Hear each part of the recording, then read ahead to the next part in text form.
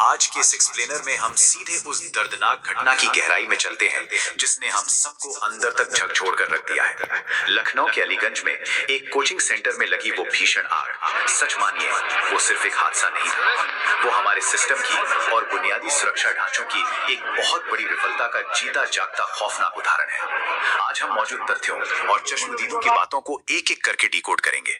हम समझेंगे कि कैसे शिक्षा का एक मंदिर जहां बच्चे अपना भविष्य बनाने गए थे, वो महज कुछ ही मिनटों में एक मौत के जाल में बदल गया। आखिर इतनी बड़ी त्रासदी हुई कैसे?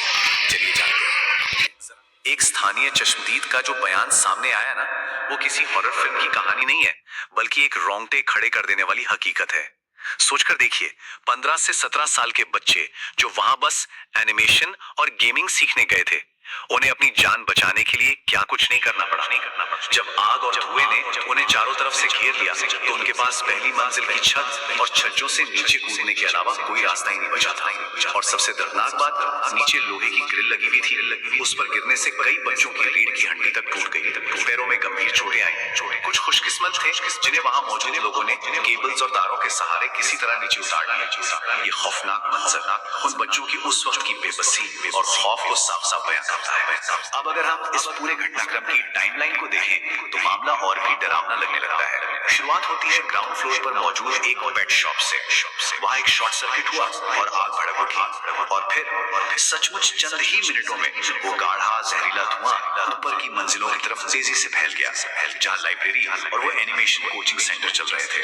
आग इतनी रफ्तार से फैली कि ऊपर बैठे बच्चों को कुछ सोचने समझने या बाहर निकलने का कोई मौका ही नहीं मिला। और पता है इस पूरी घटना का सबसे परेशान करने वाला हिस्सा क्या है? वो 15 मिनट की देरी। चश्मदीदों का साफ दावा है कि चीख पुकार और मदद मांगने के बावजूद इमरजेंसी सेवाओं को मौके पर पहुंचने में समय लगा और इसी बेहद कीमती समय के दौरान आग ने पूरी बिल्डिंग को अपनी चपेट में ले लिया। असल में इस पूरी त्रासदी का सबसे बड़ा और जानलेवा कारण खुद उस इमारत का ढांचा था। बेसमेंट और ग्राउंड फ्लोर पर पूरी तरह से कमर्शियल काम हो रहा था, जैसे कि पेट शॉप और दूसरे स्टोर्स, और ठीक उसी के ऊपर एक लाइब्रेरी और कोचिंग सेंटर चलाया जा रहा है। बिना किसी प्लानिंग के कमर्शियल दुकानों और बच्चों के कोचिंग सेंटर को एक ही बिल्डिंग में ठूस देना, ये कितना बड़ा और जानलेवा खतरा हो सकता है? ये घटना उसका जीता जागता सबूत है। नीचे दुकान में लगी आग ने सीधा ऊपर बैठे और बेखबर छात्रों के लिए एक ऐसा खौफनाक जाल बुन दिया जिसकी किसी ने सपने में भी कल्पना नहीं की होगी।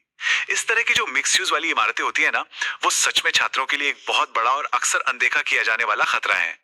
और अब बात करते हैं सुरक्षा मानकों की। जिस स्तर की अनदेखी यहाँ हुई है वो सच में चौंकाने वाली है।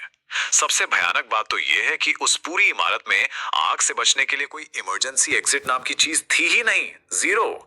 जो वहां की मेन सीढ़ी थी वो पूरी तरह से उस घने और दम घोटू धुएं से भर चुकी थी।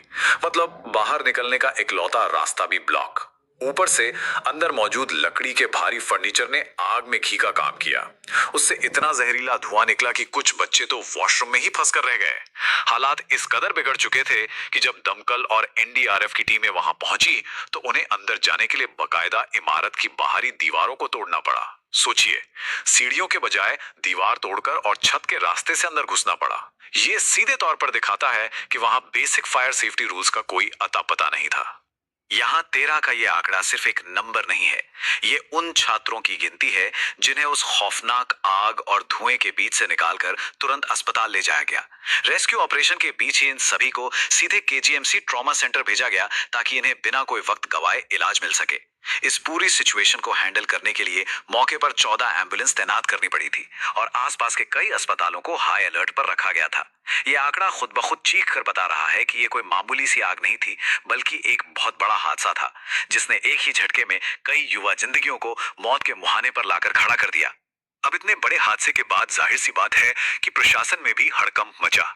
घटना के तुरंत बाद उत्तर प्रदेश के उप मुख्यमंत्री ब्रजेश पाठक खुद मौके पर पहुंचे और पूरी स्थिति का जायजा लिया। घटनास्थल का वो मंजर देखकर वो भी काफी भावुक नजर आए और उन्होंने बताया कि उन्होंने खुद इस त्रासदी को बेहद करीब से देखा है।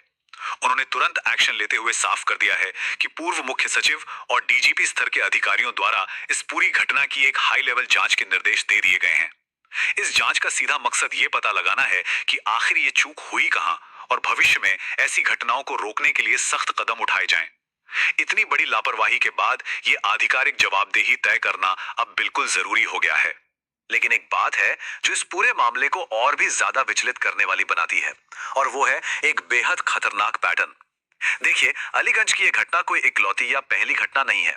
बिल्कुल ऐसा ही एक खौफनाक मंजर कुछ समय पहले मध्य प्रदेश के इंदौर में भी एक कोचिंग सेंटर में देखा गया था। वहां भी ठीक इसी तरह छात्रों को अपनी जान बचाने के लिए छत से कूदने को मजबूर होना पड़ा था।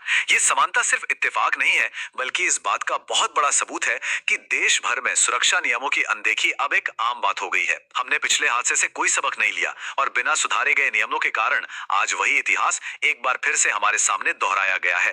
तो इस एक्सप्लेनर के अंत में हम सबके सामने एक बहुत ही गंभीर और चुभने वाला सवाल खड़ा होता है। आखिर वो कौन सा पॉइंट होगा, या हमें और कितनी ऐसी त्रासदियों का इंतजार करना होगा जब हमारे शिक्षा केंद्रों में फायर सेफ्टी के सख्त नियमों को सच में पक्के तौर पर लागू किया जाएगा? क्योंकि ये सिर्फ एक बिल्डिंग में लगी आग नहीं थी, ये उस पूरे सिस्टम की लापरवाही का नतीजा थी जो कमर्शियल और रिहायशी इमारतों में बिना किसी रोक टोक के पनप रही है। क्या अब वो वक्त नहीं आ गया है कि इन ढांचागत कमियों की बहुत गहराई से समीक्षा की जाए और जो नियम आज सिर्फ कागजों पर हैं, उन्हें असल जिंदगी में सख्ती से उतारा जाए? ये एक ऐसा सवाल है जो इस हादसे के बाद शायद हम सबको लंबे समय तक सोचने पर मजबूर कर देगा। आज के इस एक्सप्लेनर में बस इतना ही।